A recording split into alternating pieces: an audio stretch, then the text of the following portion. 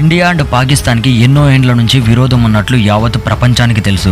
But ఈ విషయం మీలో చాలా కొంతమందికి మాత్రమే తెలిసి ఉంటుంది. కాశ్మీర్ లోని లాల్ చౌక్ దగ్గర పాకిస్తాన్ ఉగ్రవాదులు ఇండియా నేలపైన నిల్చొని భారత్ లోనే పాకిస్తాన్ జిందాబాద్ అంటూ స్కూల్స్, కాలేజెస్ అండ్ ట్రాఫిక్ మొత్తాన్ని ఆపేసి ఒక చిన్న సైజ్ ఆక్రమణ లాంటిది చేశారు. అయితే ఆ టైంలో అక్కడ ఉండే legislative branch lieutenant governor Manoj Sinha and chief minister వకాంత్, చీఫ్ సెక్రటరీ అయిన అరుణ్ కుమార్ మెహతా IAS ఇలా ఎంతమంది కూడా సరైన రియాక్షన్ తీసుకోలేకపోయారు. కానీ ఒక బాబా మాత్రం దీన్ని సహించలేకపోయాడు. ఇది ఎక్కడ జరిగితే ఏంటి, నా సనాతన భూమి మీద, నా భారతదేశ గడ్డ మీద నిల్చొని పాకిస్తాన్ జిందాబాద్ అనే కేకల్ని ఓడ్చుకోలేకపోతున్నాను అని ఆయన బుల్డోజర్స్ బయలుదేరాయి. అంతే. ఇక తర్వాత ఆ బుల్డోజర్స్ ఏమి చేశాయో మీకే తెలుసు. తర్వాత ఈ ఉగ్రవాదుల రియాక్షన్ ఏంటో మీరే చూడండి.